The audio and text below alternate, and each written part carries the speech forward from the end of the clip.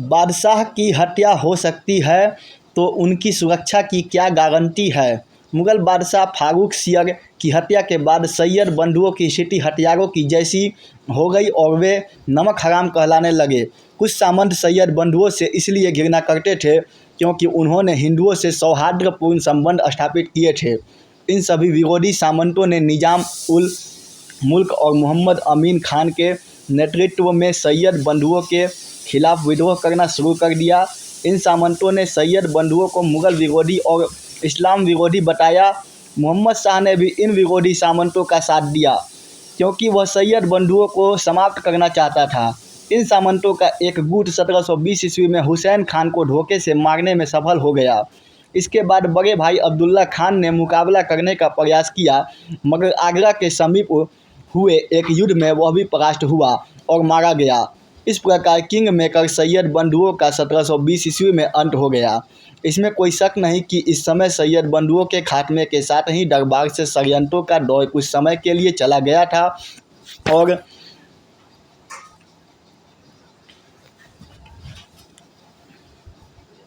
और मोहम्मद शाह, जिसने लगभग 30 वर्ष 1719 ईस्वी से 1748 ईस्वी तक शासन किया था, को मुग़ल साम्राज्य को पतन से बचाने और स्थायित्व प्रदान करने का अवसर मिला था, परंतु उसने उसे खो दिया। इस समय तक मुग़ल प्रतिष्ठा काफ़ी अधिक थी और इस वंश का नाम ही इसके प्रभुत्व के लिए काफ़ी असरदार था। इसके साथ साथ मुग़ल सेना भी काफ़ी मजबूत थी, विशेषकर इसका तोपखाना। मोहम्मद शाह के समय प्रशासन की हालत तो बिगड़ी हुई थी, लेकिन मराठे केवल दक्षिण तक ही सीमित थे और राजपूत अब भी मुग़लों के पक्ष में थे। इसीलिए अगर कोई योग्य शासक होता तो अपनी स्थिति सुधार सकता था, लेकिन मोहम्मद शाह में योग्यता का अभाव था और साथ ही साथ वह अय्याश भी था। इसीलिए साम्राज्य के उत्थान के प्रति वह सजग नहीं रहा। उसने अपने योग्य वजीर निज़ाम उल मुल्क को भी पूरा समर्थन नहीं दिया, बल्कि उसके खिलाफ षड्यंत्र भी करने शुरू कर दिए, जिस कारण उसे मुग़ल दरबार छोड़कर दक्कन जाना पड़ा। मोहम्मद शाह ऐसा गिरा हुआ व्यक्ति था कि वह अपने दरबारियों से घूस खाता था। मोहम्मद शाह की गतिविधियों एवं उसकी नीतियों के कारण निज़ाम उल मुल्क ने मुग़ल दरबार छोड़ने का फैसला कर लिया और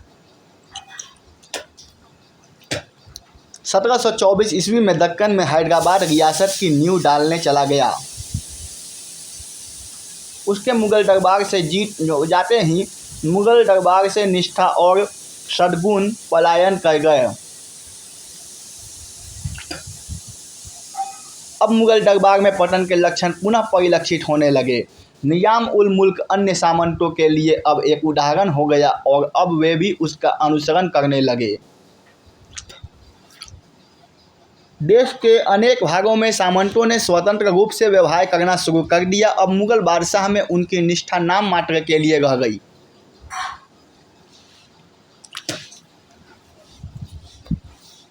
बंगाल, अवध और पंजाब के नवाबों ने तो स्वयं को स्वतंत्र घोषित कर दिया। अब स्थान स्थान पर मुग़ल साम्राज्य के विरुद्ध आवाज़ बुलंद होने लगी।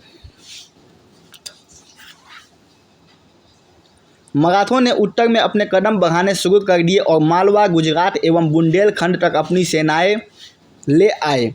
मोहम्मद शाह के ही शासनकाल में 1739 ईस्वी में नादिर शाह का आक्रमण हुआ, जिसने मुग़ल साम्राज्य को प्रायः नष्ट कर दिया।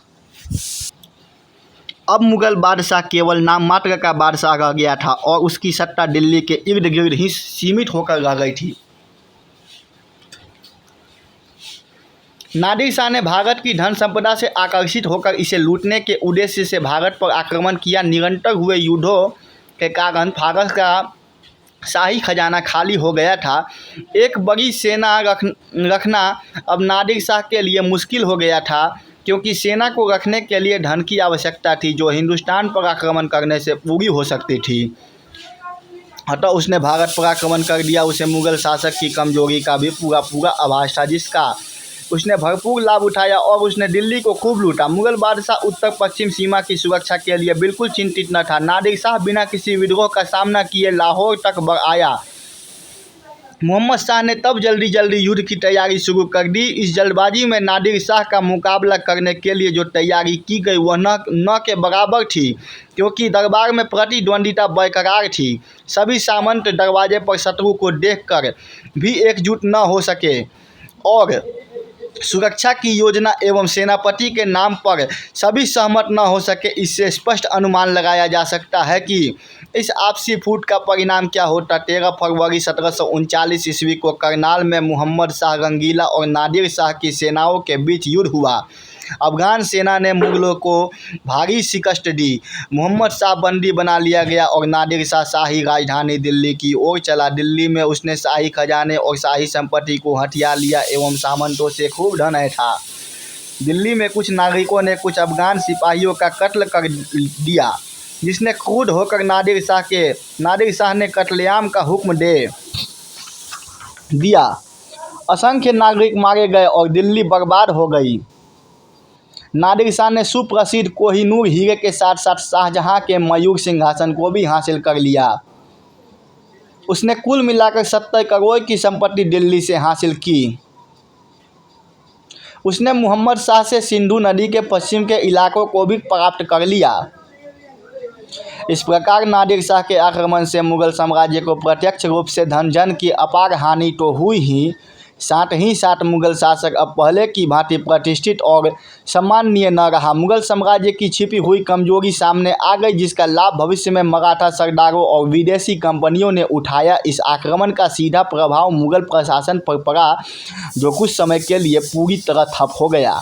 नादिर शाह ने मुगल सामंतों को भी कंगाल बना दिया था, जिसका परोक्ष रूप से असर किसानों पर भी पड़ा, क्योंकि कंगाल सामंतों ने अपनी क्षतिपूर्ति के लिए किसानों को लूटना प्रारंभ कर दिया। अब सामंतों ने भी आपस में झगड़ना शुरू कर दिया। हालांकि नादिर शाह के जाने के बाद मोहम्मद शाह फिर बादशाह बना और उसने प्रशासन को दुरुस्त करने की नाकाम कोशिश की, लेकिन सब व्यर्थ गया। जो भी सुधार प्रशासन में हुआ सब व्यर्थ गया। 1748 ईस्वी में मोहम्मद शाह की मृत्यु के साथ ही सामंतों में युद्ध छिड़ गया और साम्राज्य पतन के मार्ग पर अग्रसर हो गया। अहमद शाह अब्दाली द्वारा भारत पर किए गए बार आक्रमणों से भी मुगल साम्राज्य निरंतर तहस नहस होता रहा।